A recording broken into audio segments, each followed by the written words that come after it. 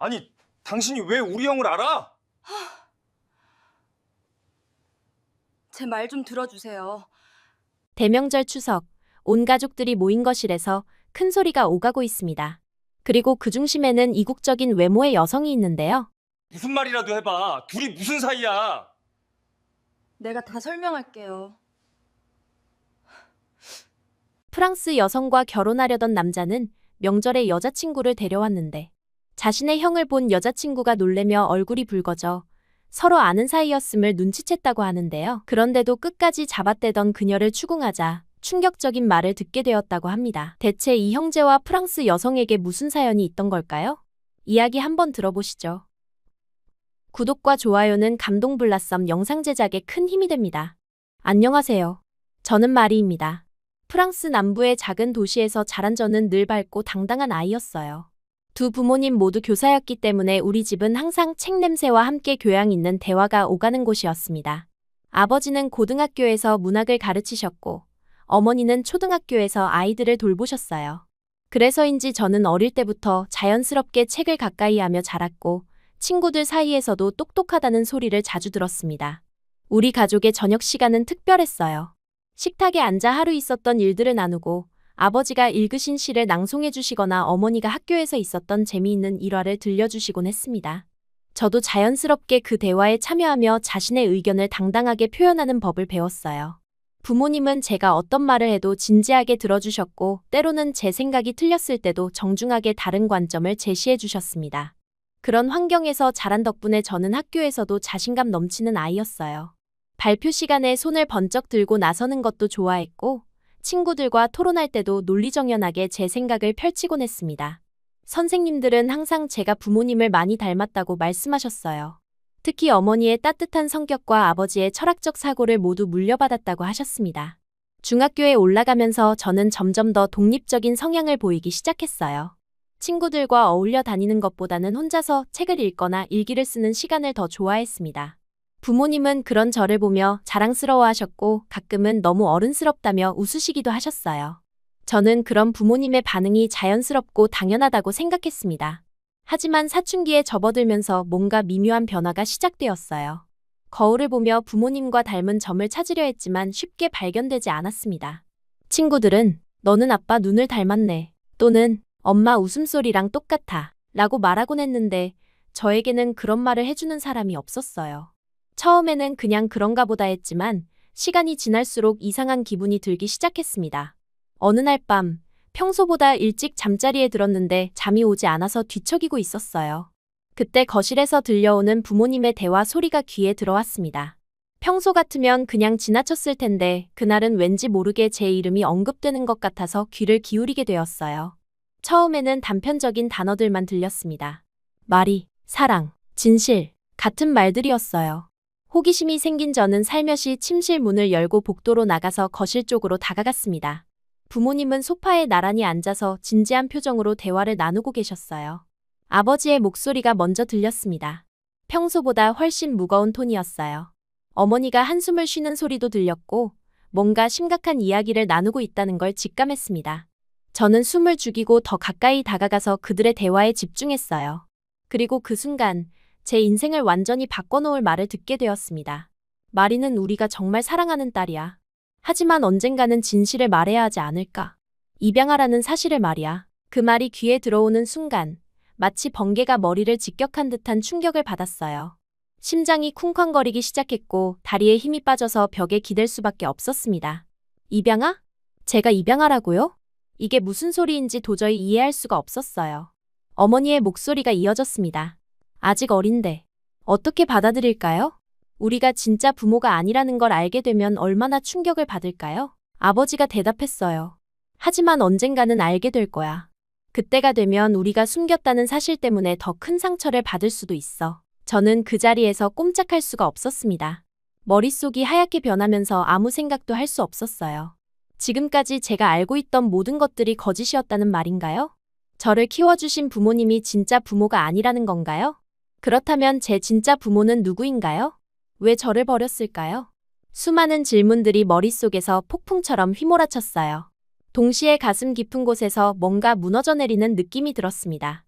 지금까지 당연하다고 생각했던 모든 것들이 사실은 거짓 위에 세워진 성이었다는 걸 깨달았어요.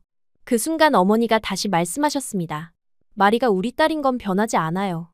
혈연 관계가 없다고 해서 사랑이 줄어드는 건 아니잖아요. 하지만 저에게는 그 말조차 위로가 되지 않았어요.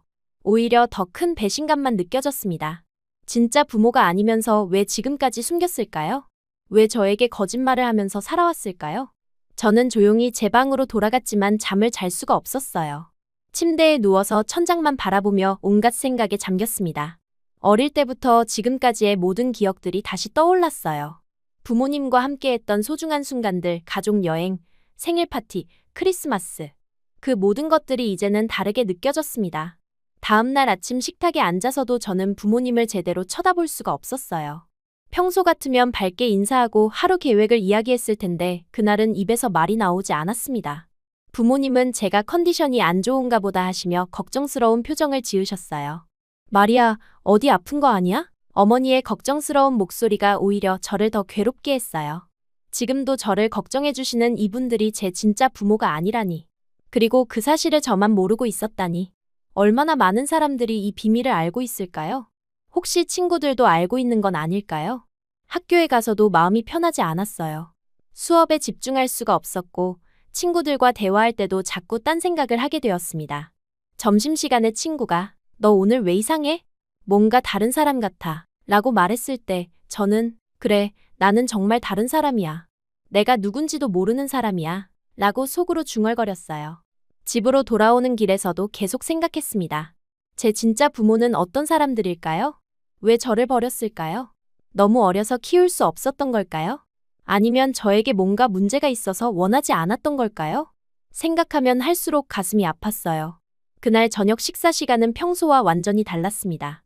부모님은 평소처럼 대화를 시도하셨지만 저는 대답을 거의 하지 않았어요. 오늘 학교에서 뭐 했어? 친구들과는 잘 지내고 있지? 같은 질문들이 귀에 들어오기는 했지만 대답하기가 싫었습니다. 며칠이 지나도 상황은 나아지지 않았어요. 오히려 시간이 갈수록 더 복잡해졌습니다. 부모님을 볼 때마다 당신들은 제 진짜 부모가 아니잖아요. 라는 말이 목구멍까지 올라왔다가 다시 내려가곤 했어요.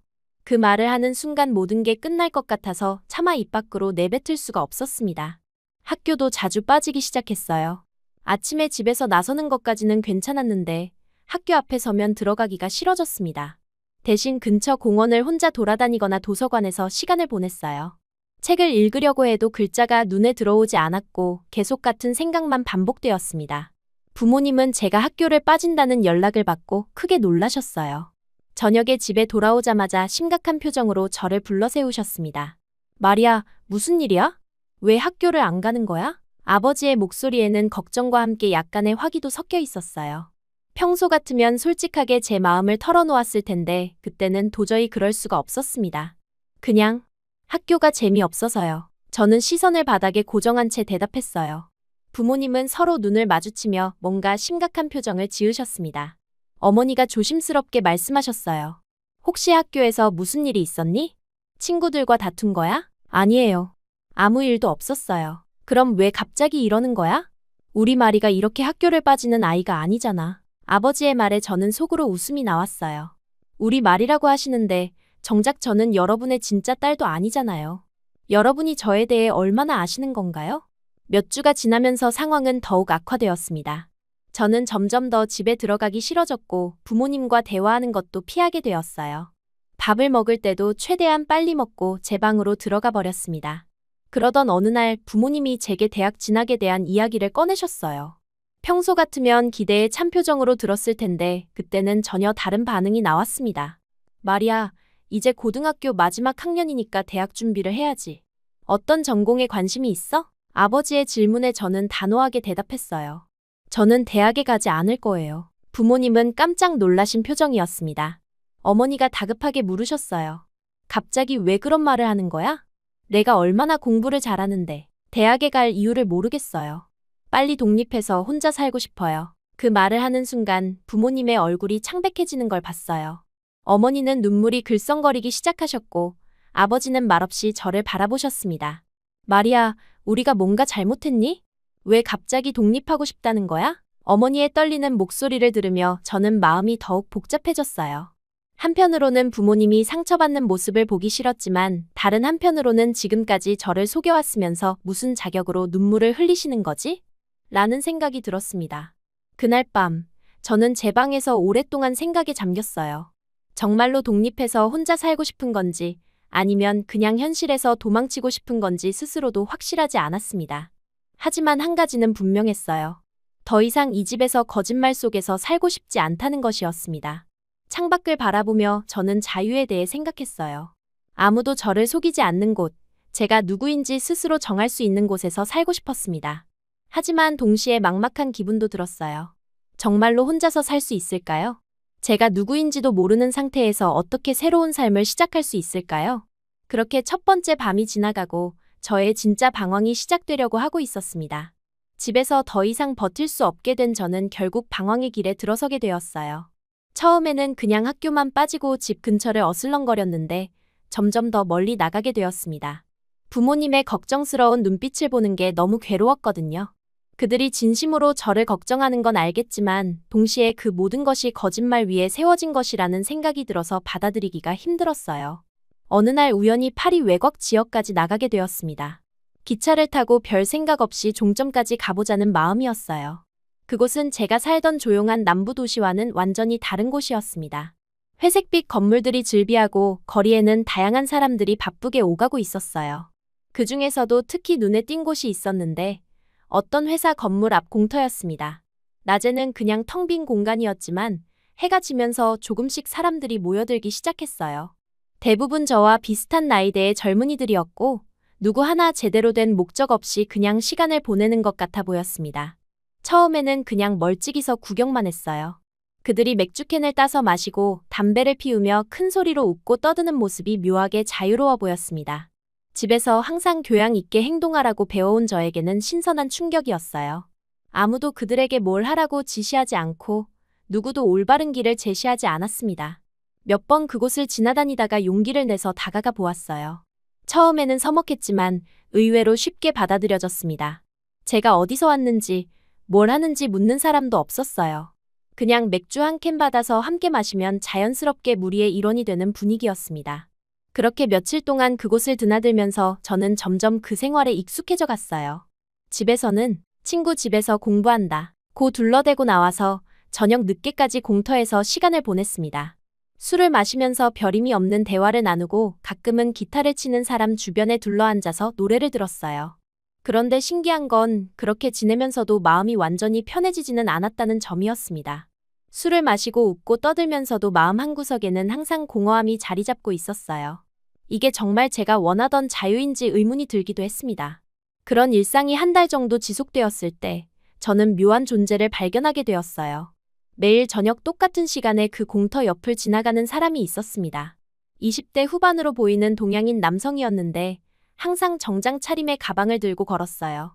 처음에는 그냥 퇴근하는 직장인이겠거니 생각했습니다.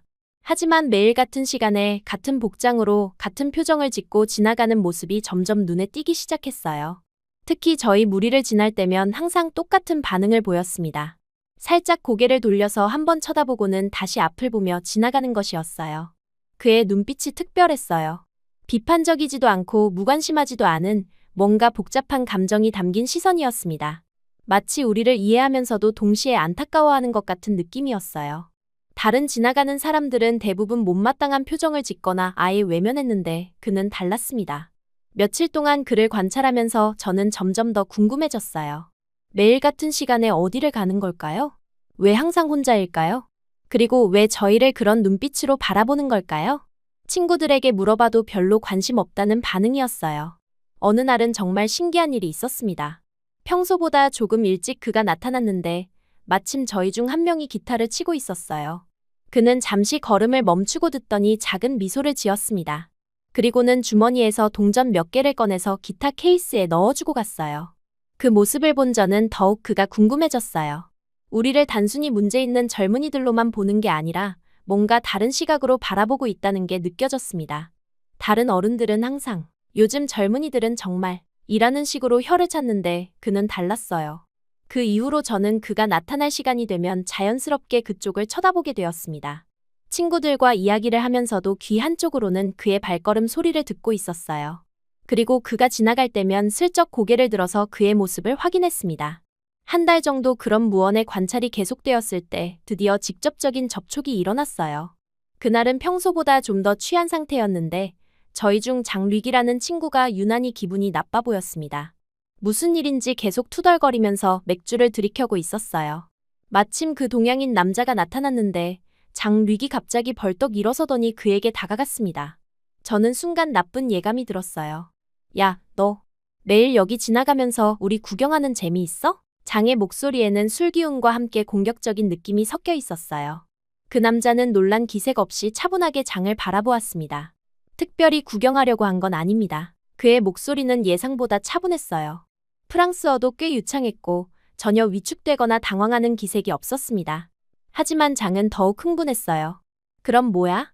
우리가 거슬린다는 거야? 신고라도 하려고? 상황이 점점 나빠지는 걸 느낀 저는 얼른 일어나서 장류의 팔을 잡았습니다. 에이, 장아. 괜히 일 키우지 마. 그냥 지나가는 사람인데 뭘 그래? 제가 중재하자 장은 마지못해 뒤로 물러섰어요. 하지만 여전히 불만스러운 표정이었습니다. 그 순간 그 남자와 제 눈이 마주쳤어요. 그의 눈에는 놀라운 평온함이 있었습니다. 방금 전 시비에 걸렸음에도 불구하고 전혀 화를 내거나 무서워하는 기색이 없었어요. 오히려 저를 바라보는 시선에는 뭔가 감사하다는 듯한 느낌이 담겨 있었습니다. 그는 조용히 고개를 끄덕이고는 다시 걸어갔어요. 그 뒷모습을 보면서 저는 묘한 기분이 들었습니다. 뭔가 다른 세계의 사람을 본 것 같은 느낌이었어요. 친구들은 금세 그 일을 잊고 다시 술을 마시기 시작했지만 저는 계속 그 남자 생각이 났습니다. 왜 그렇게 차분할 수 있었을까요? 왜 화를 내지 않았을까요? 그리고 왜 저를 그런 눈빛으로 바라봤을까요? 며칠이 지나도 그 기억이 계속 머릿속에 맴돌았어요.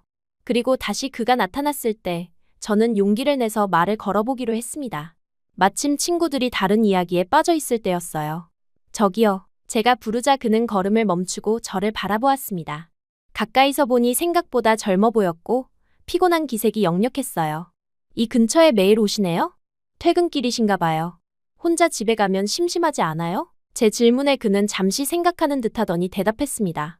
그 젊은 나이에 매일 술로 시간을 버리는 게 더 심심하지 않나요? 그 말을 듣는 순간 가슴이 철렁했어요. 정확히 제 아픈 곳을 찌르는 말이었습니다. 하지만 이상하게도 기분이 나쁘지는 않았어요.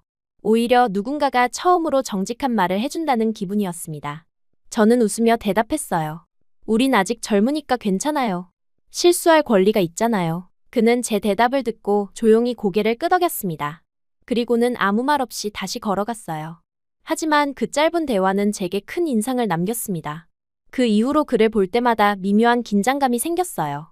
다른 어른들과는 확실히 다른 사람이라는 걸 느꼈습니다.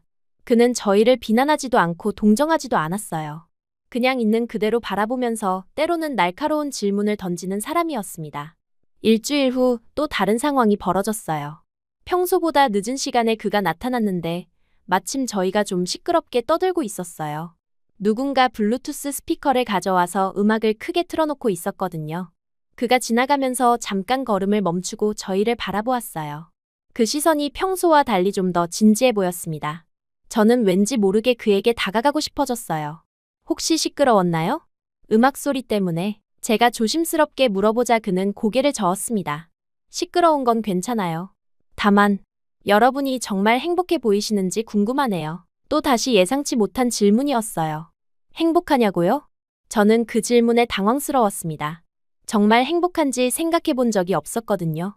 그냥 현실을 잊기 위해서 부모님과의 문제를 피하기 위해서 이곳에 나온 것인데. 잘 모르겠어요. 그냥 재미있으니까요. 제 대답을 듣고 그는 작은 미소를 지었습니다. 비웃는 게 아니라 뭔가 이해한다는 듯한 미소였어요. 재미와 행복은 다른 거라고 생각해요.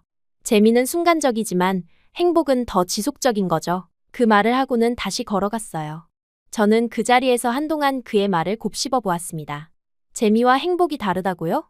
그럼 지금 제가 느끼는 건 재미일 뿐이고 진짜 행복은 아니라는 말인가요? 그날 밤 집에 돌아가서도 계속 그 생각이 머릿속을 맴돌았어요. 정말로 저는 지금 행복한 걸까요? 아니면 그냥 현실을 도피하고 있는 것뿐일까요? 부모님의 거짓말에서 벗어나려고 했는데 오히려 저 자신에게 더 큰 거짓말을 하고 있는 건 아닐까요? 그 동양인 남자가 누구인지는 몰랐지만 분명한 건 그가 저에게 새로운 시각을 제공하고 있다는 점이었습니다. 친구들과 어울려서 술을 마시고 떠들면서도 제 마음 한구석에는 계속 그의 말들이 자리 잡고 있었어요. 김도연이라는 이름을 알게 된 건 그로부터 몇 주 후의 일이었습니다. 어느 날 그가 떨어뜨린 명함을 주워서 돌려주면서 자연스럽게 알게 되었어요. 한국 사람이라는 것도 그때 확실히 알았습니다. 그 이후로 저는 점점 더 그에게 관심을 갖게 되었어요. 매일 그가 나타나는 시간을 기다리게 되었고 그와의 짧은 대화를 위해서 혼자 생각을 정리하기도 했습니다. 친구들은 제가 왜 그 아저씨에게 관심을 갖는지 이해하지 못했지만 저에게는 뭔가 특별한 존재가 되어가고 있었어요. 그렇게 김도연은 제 일상에서 빼놓을 수 없는 존재가 되어갔습니다. 비록 이름 정도만 아는 사이였지만 그의 한마디 한마디가 제게는 큰 의미로 다가왔어요. 그리고 알지 못했지만 그와의 만남이 앞으로 제 인생을 완전히 바꿔놓을 계기가 되리라는 것을 말입니다. 김도연과의 짧은 대화들이 쌓여가면서 저는 점점 더 혼란스러워졌어요. 그의 말들이 제 마음 깊숙한 곳을 건드리고 있었기 때문입니다. 친구들과 함께 있으면서도 자꾸 그의 질문들이 떠올랐어요. 정말 행복한지, 지금 하고 있는 일들이 의미가 있는지, 단순히 현실에서 도망치고 있는 건 아닌지. 그런 생각들이 머릿속을 맴돌았습니다. 어느 날 오후, 하늘이 급작스럽게 어두워지기 시작했어요. 먹구름이 몰려오더니 금세 빗방울이 떨어지기 시작했습니다. 친구들은 모두 우산을 가져왔거나 근처 카페로 피했는데 저만 혼자 공터에 남아 있었어요. 사실 비를 맞는 게 싫지 않았습니다. 오히려 차가운 빗물이 얼굴에 떨어지는 게 제 복잡한 마음을 조금이나마 정리해주는 것 같았어요. 옷이 점점 젖어가는데도 일어날 생각이 없었습니다. 그냥 그대로 앉아서 빗소리를 들으며 생각에 잠겨 있었어요. 집에 들어가면 또 부모님의 걱정스러운 눈빛을 봐야 하고 거짓말로 하루를 마무리해야 한다는 게 너무 피곤했습니다. 그때 익숙한 발걸음 소리가 들렸어요. 고개를 들어보니 도연이 우산을 쓰고 제 앞에 서 있었습니다. 평소 같으면 그냥 지나갔을 텐데 그날은 걸음을 멈추고 저를 내려다보고 있었어요. 밥은 먹었어요? 예상치 못한 질문이었습니다. 비에 젖어있는 제게 왜 갑자기 밥을 먹었냐고 묻는 거죠? 저는 어리둥절해서 그를 바라보았어요. 아니요. 아직 안 먹었어요. 제 대답을 듣고 그는 잠시 생각하는 듯하더니 말했습니다. 근처에 식당이 있어요. 비도 피할 겸 가실래요? 저는 순간 망설였어요. 지금까지 짧은 인사 정도만 나눴을 뿐인데 갑자기 함께 식사를 하자고 하다니. 하지만 이상하게도 거부감이 들지 않았습니다. 오히려 호기심이 생겼어요. 네, 좋아요. 그렇게 해서 저는 도연과 함께 근처 작은 식당으로 향했습니다. 그가 안내한 곳은 정말 소박한 가정식 식당이었어요. 외관도 화려하지 않고 내부도 오래된 느낌이었지만 따뜻한 분위기가 있었습니다. 메뉴를 보니 스튜, 스파게티, 샐러드 같은 간단한 요리들이 적혀 있었어요. 도연은 스튜 2개를 주문했고 저희는 구석진 테이블에 마주 앉았습니다. 처음에는 어색한 침묵이 흘렀어요. 제 이름은 김도연이에요. 한국에서 왔고 여기서 일하고 있습니다. 그가 먼저 자기소개를 했어요. 목소리는 차분했지만 뭔가 진중한 느낌이 있었습니다. 저는 말이에요. 아니 원래는 남부 쪽에서 왔어요. 제가 대답하자 그는 고개를 끄덕였습니다. 그리고는 예상치 못한 말을 했어요. 저도 젊었을 때는 많이 방황했어요. 한국에서도 여기 와서도 마찬가지였고요. 그의 고백에 저는 놀랐습니다. 항상 차분하고 성숙해 보였던 그가 방황했다고요? 어떤 방황이었을지 궁금했지만 바로 묻기는 어려웠어요. 하지만 결국 깨달은 게 있어요. 스스로를 붙들지 않으면 아무도 붙들어주지 않는다는 것을 말이에요. 그때 스튜가 나왔습니다. 김이 모락모락 나는 따뜻한 스튜를 보니 갑자기 배가 고프다는 걸 느꼈어요. 언제부터인지 제대로 된 식사를 하지 않고 있었다는 것도 깨달았습니다. 도연은 스튜를 먹으면서도 계속 저를 관찰하고 있었어요. 비판적인 시선이 아니라 뭔가 걱정스러운 눈빛이었습니다. 뭐가 그렇게 힘든가요? 그의 질문에 저는 숟가락을 든 손이 멈췄어요. 지금까지 아무에게도 털어놓지 못했던 이야기를 정말 해도 될까요? 하지만 이상하게도 그 앞에서는 솔직해지고 싶어졌습니다. 저 입양아예요. 작은 목소리로 말하자 도연은 놀라지 않았어요. 그냥 조용히 들을 준비가 되어 있다는 표정이었습니다. 얼마 전에 우연히 알게 됐어요. 부모님이 숨기고 있던 걸 제가 우연히 들어버린 거죠. 그 말을 시작으로 저는 그동안 마음속에 담아두었던 모든 것들을 쏟아냈어요. 입양 사실을 알았을 때의 충격, 부모님에 대한 배신감, 정체성의 혼란, 그리고 지금까지의 방황에 대해서 말입니다. 도연은 중간중간 고개를 끄덕이며 들어주었어요. 동정의 표현도 하지 않고 성급한 조언도 하지 않았습니다. 그냥 진심으로 들어주고 있다는 느낌이었어요. 제 이야기가 끝나자 도연은 잠시 생각에 잠겼습니다. 그리고는 천천히 입을 열었어요. 스스로를 속이고 술로 덮어봤자 결국 무너지는 건 자신이에요. 그 말이 제 가슴을 파고들었습니다. 정확히 제가 하고 있는 일을 지적한 것이었거든요. 하지만 그의 눈빛에는 꾸짖음이 아니라 연민과 진심이 담겨 있었어요. 입양이라는 사실이 당신의 가치를 결정하지는 않아요. 중요한 건 지금 당신이 어떤 사람이고 앞으로 어떤 사람이 되고 싶은지예요. 도연의 말에 저는 뭔가 깨달음 같은 것을 느꼈습니다. 지금까지 저는 과거에 묶여서 미래를 생각하지 못하고 있었어요. 입양하라는 사실에만 매몰되어서 정작 중요한 것들을 놓치고 있었습니다. 그런데 어떻게 해야 할지 모르겠어요. 부모님과 어떻게 대화해야 할지도 모르겠고. 제 고민을 털어놓자 도연은 작은 미소를 지었습니다. 부모님이 당신을 속였다고 생각하세요? 아니면 당신을 지키려고 했다고 생각하세요? 그 질문에 저는 할 말이 없었어요. 지금까지는 속았다는 생각만 했는데 다른 관점에서 생각해 본 적이 없었습니다. 때로는 진실을 말하는 것보다 상대방을 보호하는 게 더 어려울 수 있어요. 부모님도 나름대로 고민하셨을 거예요. 식사를 마치고 식당을 나오면서도 도연의 말들이 계속 머릿속을 맴돌았어요. 그의 관점은 제가 생각해보지 못했던 새로운 시각이었습니다. 오늘 이야기해줘서 고마워요. 혼자 끙끙 앓지 말고 부모님과 한번 진솔하게 대화해보세요. 도연과 헤어지면서 저는 처음으로 자신이 지금까지 자유라고 부르던 것이 사실은 도피였다는 것을 인정하게 되었어요. 공터에서 보내는 시간들, 술과 함께하는 밤들이 진짜 해결책이 아니라는 걸 깨달았습니다. 집에 돌아가는 길에 저는 많은 생각을 했어요. 정말로 부모님과 대화해볼까요? 아직도 무서웠지만 도연의 말처럼 언젠가는 해야 할 일이라는 생각이 들었습니다. 며칠 동안 고민하다가 드디어 용기를 내서 부모님께 직접 물어보기로 했어요. 저녁 식사 후 평소보다 진지한 분위기에서 입을 열었습니다. 부모님, 제가 입양하라는 게 사실인가요? 그 순간 식탁의 공기가 얼어붙었어요. 부모님은 깜짝 놀라신 표정으로 서로를 바라보셨습니다. 어머니의 눈에서는 금세 눈물이 글썽거리기 시작했어요. 아버지가 먼저 입을 여셨습니다. 마리아, 어떻게 알았니? 우연히 부모님 대화를 들었어요. 왜 말해주지 않으셨어요? 제 질문에 어머니가 울음을 터뜨리셨어요. 그 모습을 보니 저도 마음이 아팠습니다. 미안해, 마리아. 우리도 언제 말해야 할지 모르겠어서. 아버지의 목소리도 떨리고 있었어요. 그리고는 그동안 숨겨왔던 이야기를 들려주셨습니다.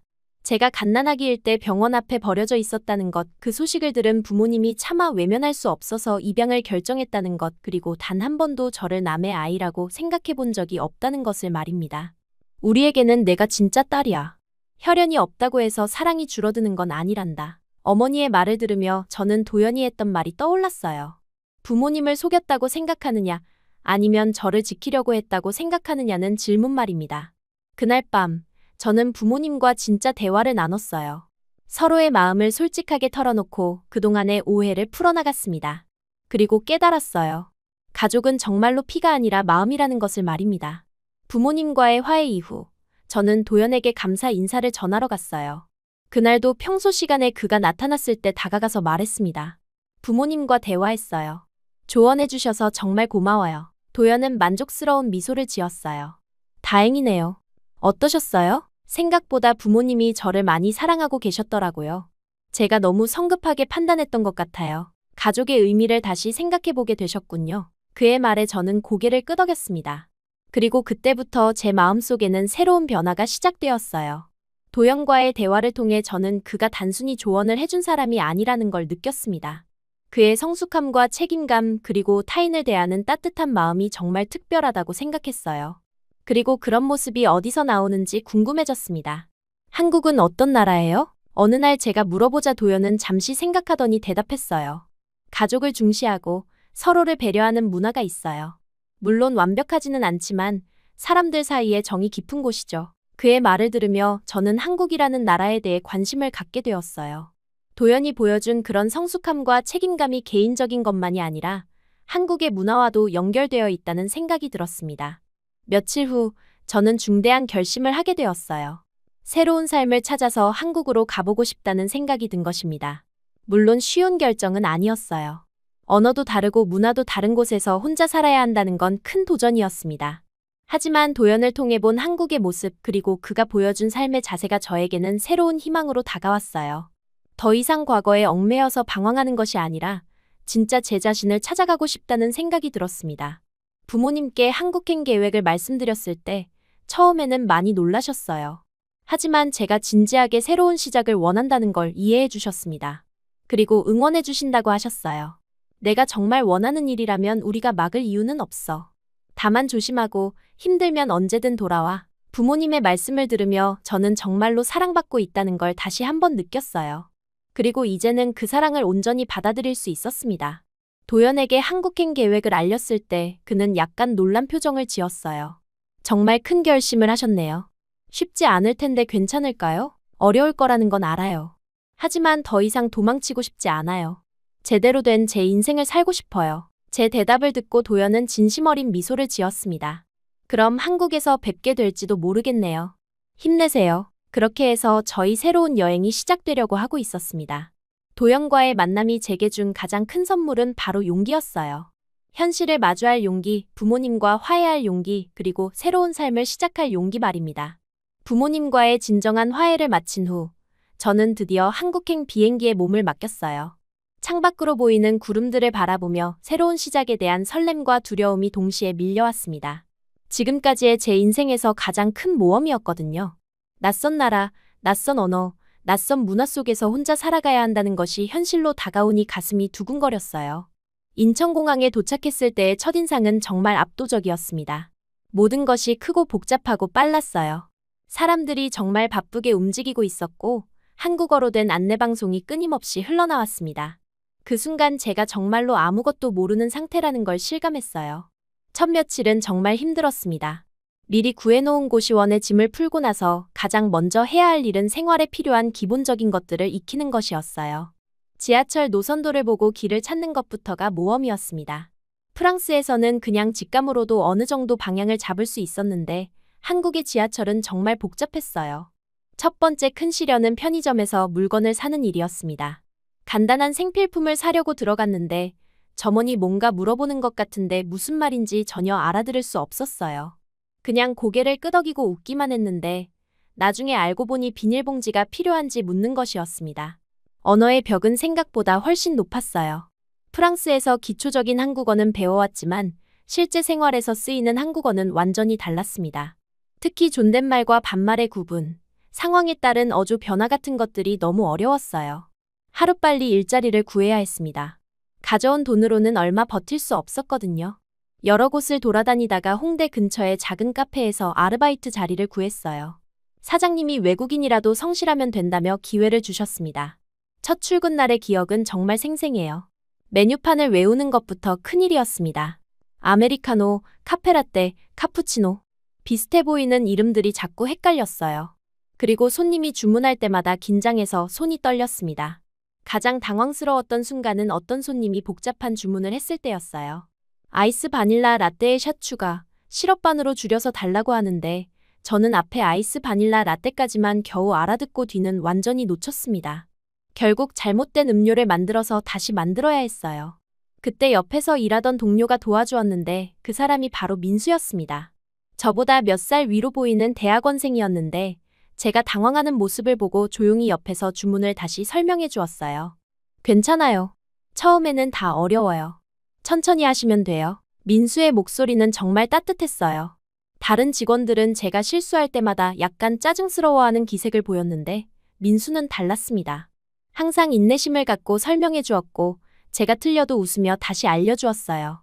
민수는 대학원에서 경영학을 공부하고 있었는데 아르바이트는 생활비를 벌기 위해서 하고 있다고 했어요. 그런데도 항상 밝고 긍정적이었습니다. 일하는 태도도 정말 성실했고 손님들을 대하는 모습도 항상 친절했어요. 몇 주가 지나면서 저는 점점 일에 익숙해져 갔습니다. 메뉴도 외우고 기본적인 서비스 한국어도 할 수 있게 되었어요. 하지만 여전히 복잡한 상황에서는 민수의 도움이 필요했습니다. 어느 날 러시아워 시간에 손님이 정말 많이 몰렸는데 저 혼자서는 도저히 감당할 수 없을 정도였어요. 주문이 밀리고 손님들이 기다리면서 짜증을 내기 시작했습니다. 그때 민수가 자기 일을 멈추고 제 옆에 와서 함께 주문을 받아주었어요. 그 바쁜 와중에도 민수는 제게 작은 팁들을 알려주었습니다. 어떻게 하면 더 효율적으로 주문을 받을 수 있는지, 손님들이 기다릴 때는 어떻게 대응해야 하는지 같은 것들이었어요. 일이 끝나고 나서 민수가 말했어요. 오늘 정말 수고하셨어요. 많이 힘드셨죠? 저는 고개를 끄덕였습니다. 정말 지쳐 있었거든요. 처음에는 다 어려워요. 저도 처음 시작할 때는 실수투성이었어요. 그의 말에 위로를 받았어요.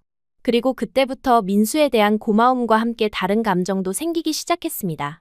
카페 일과 병행해서 저는 한국어 학원도 다니기 시작했어요. 하루 종일 일하고 저녁에 학원에 가는 것이 쉽지는 않았지만 더 빨리 한국에 적응하고 싶었습니다. 학원에서는 기본적인 문법부터 일상회화까지 체계적으로 배울 수 있었어요.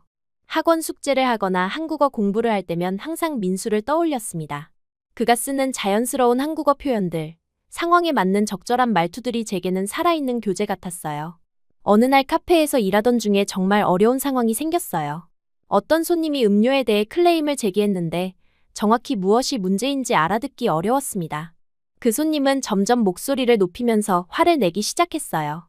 저는 당황해서 어떻게 대응해야 할지 몰랐습니다. 그때 민수가 나서서 상황을 정리해 주었어요. 알고 보니 음료 온도가 문제였는데 손님은 뜨거운 음료를 주문했는데 미지근하게 나왔다는 것이었습니다. 민수는 정중하게 사과하고 새로 음료를 만들어 드렸어요. 그리고 그 과정을 지켜보면서 저는 민수의 성숙한 대응 방식에 감탄했습니다. 화가 난 손님에게도 끝까지 예의를 지키면서 동시에 문제를 해결하는 모습이 정말 인상적이었어요. 그 일이 있고 나서 민수가 저에게 말했어요. 서비스업에서는 이런 일이 종종 있어요.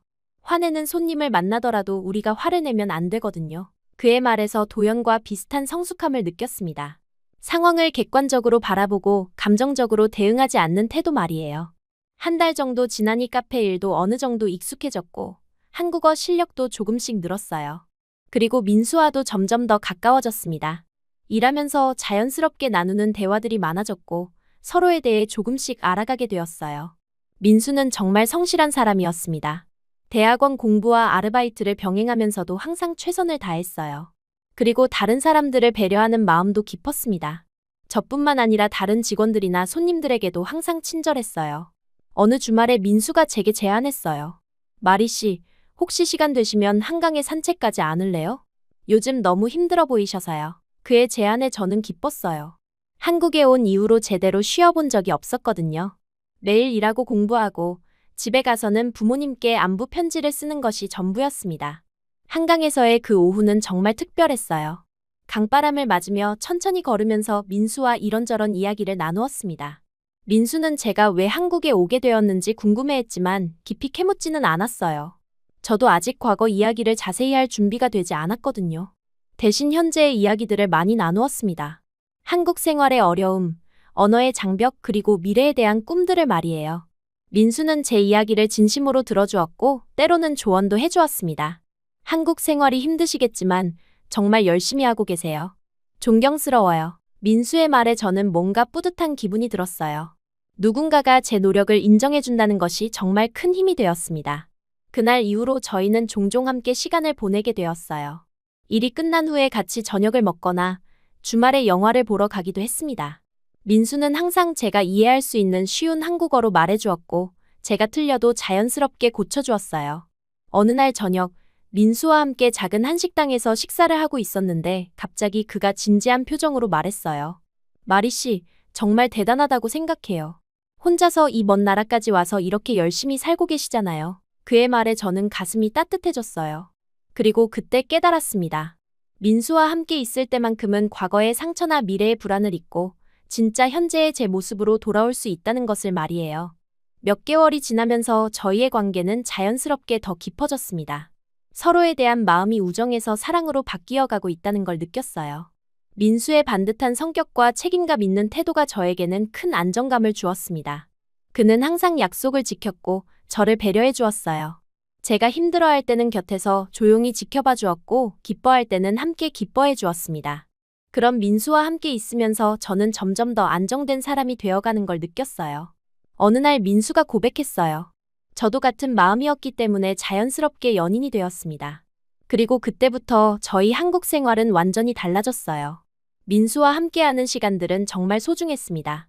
한국 문화를 배우는 것도, 언어를 익히는 것도 훨씬 즐거워졌어요. 그는 저에게 한국의 전통과 현대 문화를 자연스럽게 알려주었고, 저도 프랑스 문화를 그에게 소개해 주었습니다. 1년 정도 지났을 때 민수가 결혼 이야기를 꺼냈어요. 저도 그 마음에 동의했습니다.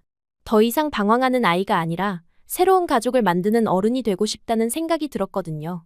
나는 이제 진짜 제자리를 찾은 것 같아요. 민수에게 그렇게 말하면서 저는 정말로 새로운 삶을 시작할 준비가 되어 있다고 느꼈습니다.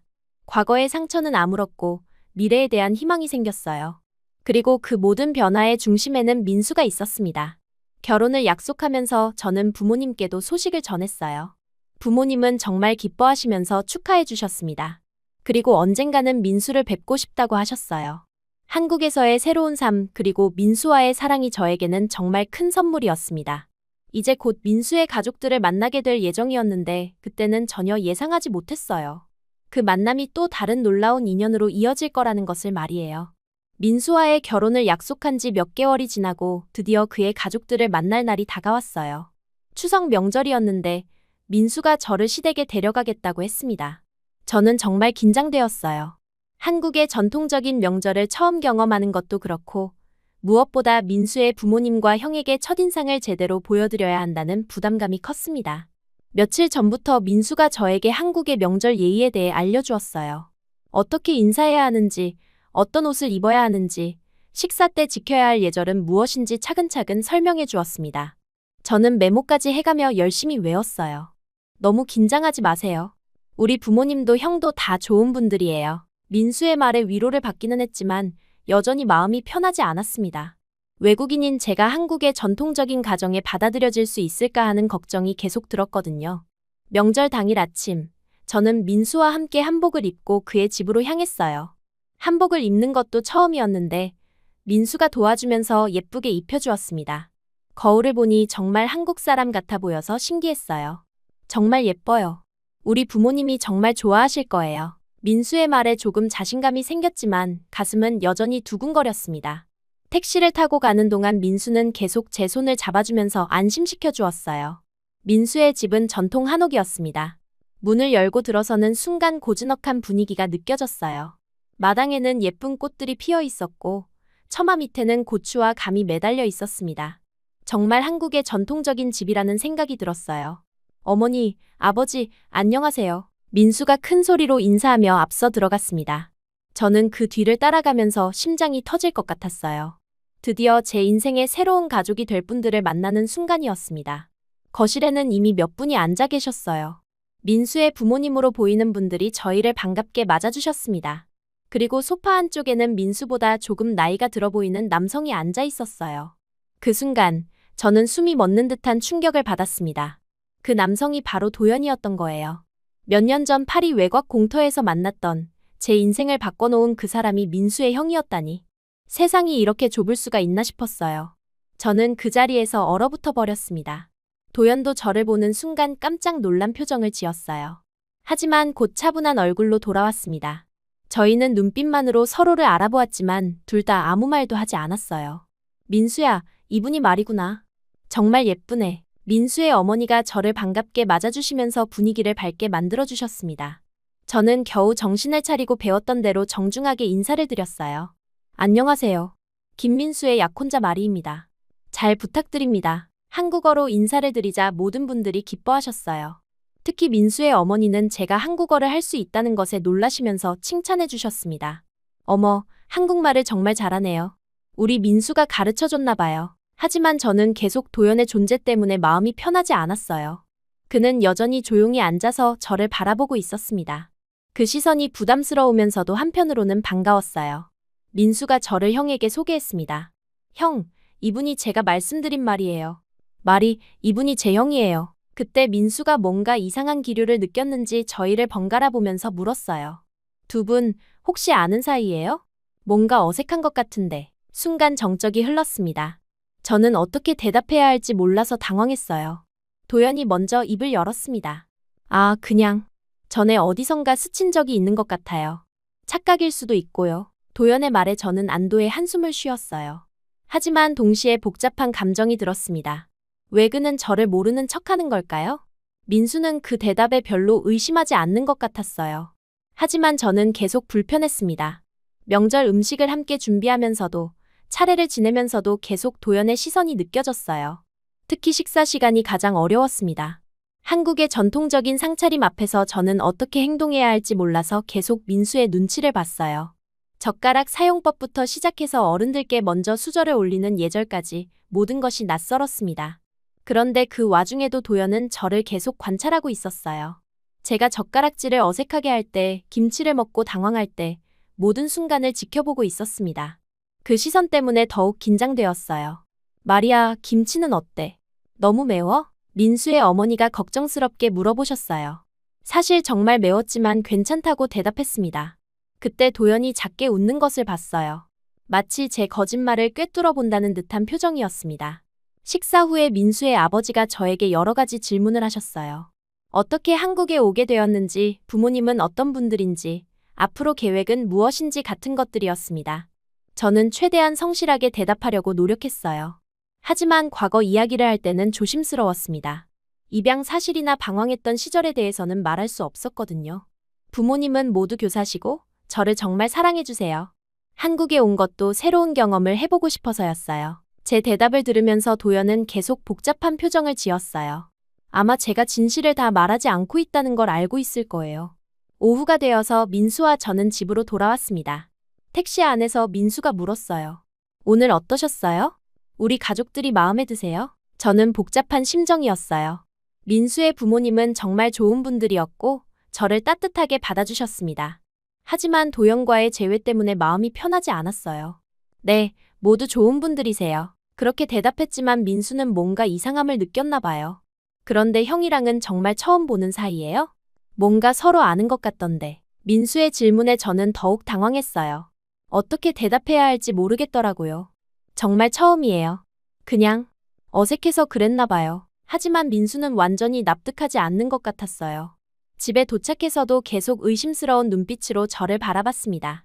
며칠이 지나도 민수의 의심은 풀리지 않았어요. 평소보다 말이 없어졌고 저를 보는 눈빛도 달라졌습니다. 저는 점점 더 불안해졌어요.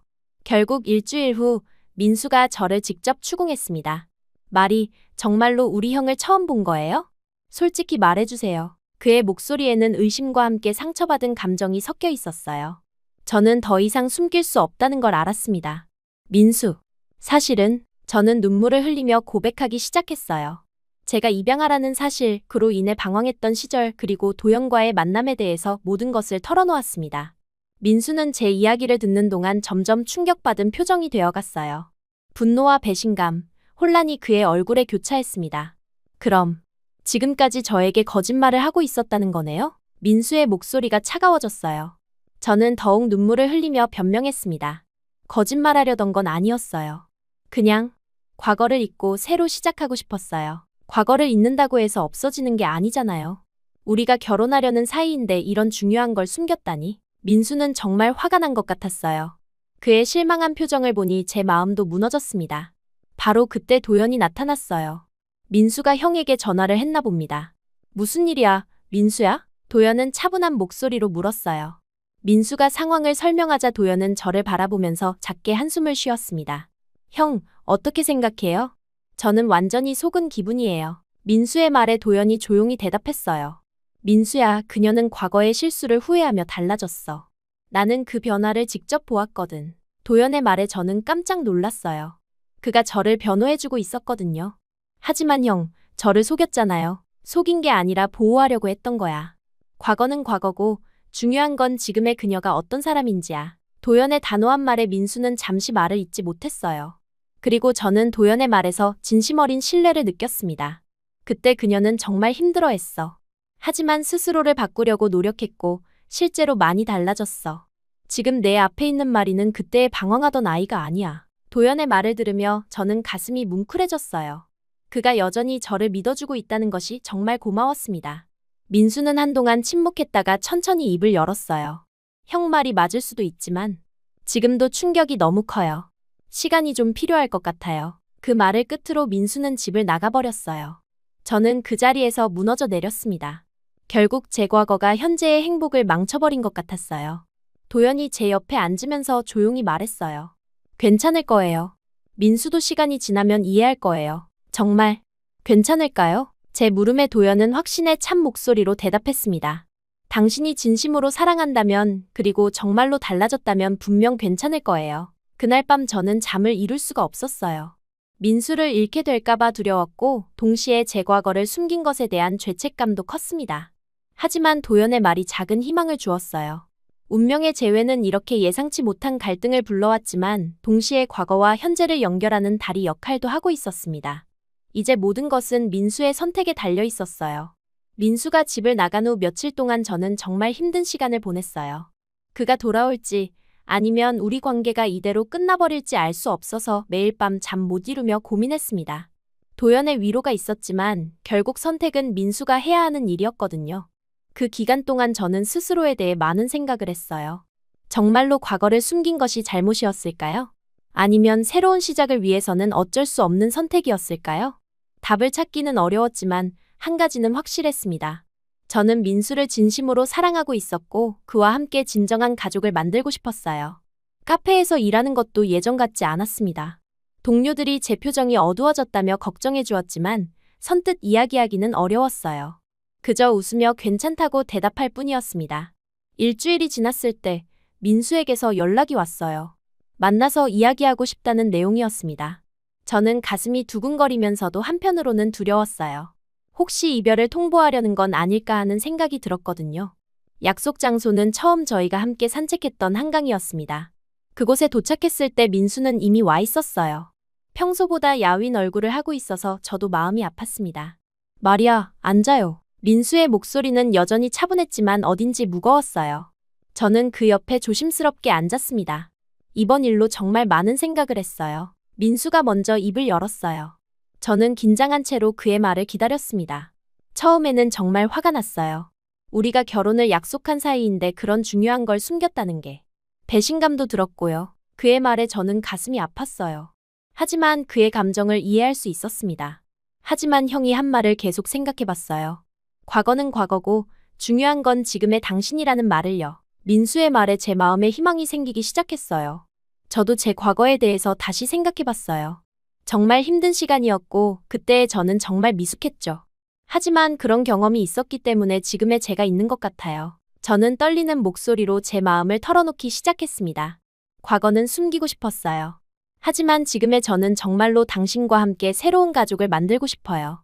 더 이상 도망치지 않고 책임감 있는 어른으로 살고 싶습니다. 제 말을 듣고 민수는 한동안 침묵했어요. 그리고는 천천히 손을 내밀면서 말했습니다. 저는 지금의 당신을 사랑하는 거예요. 과거가 어떻든 상관없어요. 앞으로 함께 만들어갈 미래가 더 중요하니까요. 그 순간 저는 눈물이 왈칵 쏟아졌어요. 정말 다행이었습니다. 민수가 저를 받아들여준 것이 너무 감사했어요. 저희는 다시 서로를 끌어안았습니다. 그리고 그날부터 저희의 관계는 더욱 깊어졌어요. 이제는 서로에 대해 모든 것을 알고 있는 상태에서 사랑하고 있다는 확신이 생겼습니다. 몇 달 후 저희는 결혼식을 올렸어요. 소박한 결혼식이었지만 정말 의미 있는 시간이었습니다. 프랑스에서 부모님도 오셨고 민수의 가족들도 모두 축하해 주셨어요. 특히 도연은 저에게 따로 인사를 건넸습니다. 정말 축하해요. 당신이 행복해하는 모습을 보니 기쁘네요. 도연의 말에 저는 진심으로 감사했어요. 그가 없었다면 지금의 저도 민수와의 만남도 없었을 테니까요. 결혼 후의 생활은 정말 달랐습니다. 이제 저는 단순히 외국인 아르바이트생이 아니라 한국 가정의 며느리였어요. 시어머니께서 한국 요리를 가르쳐 주시고 명절 때마다 전통 예절을 알려주셨습니다. 처음에는 어려웠지만 점점 익숙해져 갔어요. 특히 김치 담그는 법을 배울 때는 정말 신기했습니다. 프랑스에서는 상상할 수 없는 발효 음식의 세계였거든요. 결혼한 지 1년 정도 지났을 때 저희에게 큰 기쁨이 찾아왔어요. 아이가 생긴 것입니다. 처음 소식을 들었을 때의 기쁨은 정말 말로 표현할 수 없었어요. 임신 기간 동안 민수는 정말 세심하게 저를 돌봐주었습니다. 입덧으로 힘들어할 때도 항상 곁에서 격려해 주었고 산부인과 검진에도 빠지지 않고 함께 갔어요. 시어머니께서도 임신한 며느리를 위해 온갖 정성을 다해 주셨습니다. 몸에 좋은 음식을 해주시고 태교에 대해서도 알려주셨어요. 그런 사랑을 받으면서 저는 정말로 가족의 일원이 되었다는 느낌이 들었습니다. 가장 감동적이었던 건 프랑스 부모님의 반응이었어요. 화상통화로 임신 소식을 전했을 때 어머니는 눈물을 글썽이시면서 기뻐하셨습니다. 우리 마리가 엄마가 되다니. 정말 자랑스러워. 그 말을 들으며 저는 과거의 모든 상처가 치유되는 느낌이었어요. 입양하라는 사실 때문에 방황했던 시절이 있었지만 이제는 두 부모님 모두에게 진짜 딸이 된 것 같았습니다. 출산 과정은 쉽지 않았어요. 20시간이 넘는 진통 끝에 아들을 낳았는데 그 순간의 감격은 평생 잊을 수 없을 것 같습니다. 제 품에 안긴 작은 아기를 보면서 이제 저도 누군가의 엄마가 되었다는 실감이 났어요. 민수는 아들을 보며 감격의 눈물을 흘렸어요. 그리고 제게 말했습니다. 정말 고생했어요. 우리 아들이 엄마를 닮아서 예쁘네요. 아이 이름은 지훈이라고 지었어요. 지혜로운 아이로 자라길 바라는 마음에서였습니다. 한국 이름과 함께 프랑스 이름도 하나 지어주었어요. 두 문화를 모두 품고 자라길 바라는 마음이었습니다. 육아는 정말 힘들었지만 보람 있었어요. 밤중 수유로 잠 못 이루는 날들이 계속되었지만 아이의 작은 미소 하나만으로도 모든 피로가 사라졌습니다. 특히 프랑스 부모님께 손주 모습을 보여드릴 때가 가장 행복했어요. 화상통화를 통해서지만 할아버지, 할머니로서의 기쁨을 만끽하고 계시는 모습을 보면 정말 뿌듯했습니다. 우리 지훈이가 점점 마리를 닮아가네. 웃는 모습이 어릴 때 마리랑 똑같아. 어머니의 말씀을 들으며 저는 피는 물보다 진하다는 말이 꼭 맞는 것 아니라는 생각이 들었어요. 사랑으로 맺어진 관계가 진짜 가족이라는 걸 새삼 깨달았습니다. 지훈이가 돌이 되었을 때는 정말 성대한 잔치를 열었어요. 양가 부모님이 모두 모이셨고 도연도 삼촌으로서 참석했습니다. 그는 지훈이를 보며 정말 자상한 모습을 보여주었어요. 이 아이는 정말 행복하겠어요. 이렇게 많은 사람들의 사랑을 받으니까요. 도연의 말에 저는 고개를 끄덕였어요. 정말로 지훈이는 한국과 프랑스, 양쪽 모든 가족들의 사랑을 받으며 자라고 있었습니다. 아이가 자라면서 저는 점점 더 성숙해져 갔어요. 예전처럼 자신의 감정에만 매몰되지 않고 가족을 위해 생각하고 행동하게 되었습니다. 특히 민수를 보면서 책임감이라는 것이 무엇인지 배웠어요. 명절마다 시댁에 모일 때면 저는 항상 감사한 마음이 들었습니다. 음식을 함께 준비하고 어른들께 인사드리고 아이들과 놀아주는 모든 순간이 소중했어요. 나는 이제 진짜 한 가족의 일원이다. 그런 생각을 할 때마다 마음이 따뜻해졌습니다. 더 이상 입양하라는 꼬리표나 외국인이라는 구분이 중요하지 않았어요. 그냥 이 가정의 며느리이자 엄마로서 제 역할을 하고 있다는 것만으로 충분했습니다. 지훈이가 3살이 되었을 때 저는 프랑스어를 가르치기 시작했어요. 한국어와 프랑스어를 모두 할 수 있는 아이로 키우고 싶었거든요. 아이는 정말 빨리 배웠고 두 언어를 자연스럽게 섞어서 쓰는 모습이 귀여웠어요. 그 과정에서 저도 프랑스 문화를 다시 돌아보게 되었습니다. 한국에서 살면서 있고 지냈던 프랑스의 좋은 점들을 아이에게 전해주고 싶었어요. 어느 날 도연이 저에게 말했어요. 마리 씨는 정말 대단해요. 두 문화를 모두 아우르면서 아이를 키우고 계시잖아요. 그의 말에 저는 뿌듯했어요. 예전에는 어디에도 속하지 못한다고 생각했던 제가 이제는 두 문화를 연결하는 다리 역할을 하고 있다는 게 신기했습니다. 5년이 지나고 저희는 프랑스에 가족 여행을 갔어요. 지훈이가 프랑스 할아버지, 할머니를 처음 직접 만나는 순간이었습니다. 부모님은 손주를 보시며 정말 감격하셨어요. 이 아이가 우리 손주구나. 정말 예쁘게 생겼네. 아버지께서 지훈이를 안으시며 흘리신 눈물을 보며 저도 울컥했어요. 한국에서 태어난 손주이지만 진심으로 사랑해주시는 모습이 감동적이었습니다. 프랑스에서 보낸 한 달은 정말 의미 있는 시간이었어요. 지훈이는 프랑스 음식을 맛보고 박물관을 구경하고 할아버지, 할머니와 놀면서 프랑스 문화를 자연스럽게 체험했습니다. 그리고 저는 제가 자랐던 곳들을 다시 돌아보면서 과거를 정리할 수 있었어요. 예전에 방황했던 그 공터도 다시 가봤는데 이제는 전혀 다른 기분이었습니다. 여기서 도연을 처음 만났구나. 그 생각을 하니 정말 신기했어요. 그때의 만남이 없었다면 지금의 저도 없었을 테니까요. 한국으로 돌아와서도 저희 가족의 일상은 계속되었습니다. 지훈이는 유치원에 다니기 시작했고 저는 카페 일과 함께 프랑스어 강사 일도 시작했어요. 제 경험을 살려서 한국과 프랑스 문화를 연결하는 일을 하고 싶었거든요. 특히 국제결혼을 한다는 외국인 여성들을 도와주는 일에 관심이 생겼습니다. 제가 겪었던 어려움들을 다른 사람들은 조금 더 쉽게 극복할 수 있도록 도와주고 싶었어요. 어느 날 도연이 저에게 말했어요.